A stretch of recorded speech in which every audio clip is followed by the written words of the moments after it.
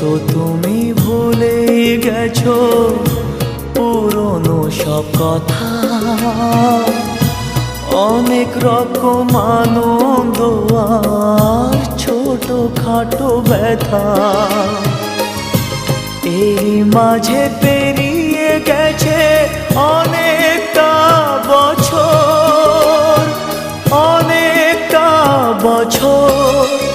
আমি কেমন করে নেব তোমার খবর?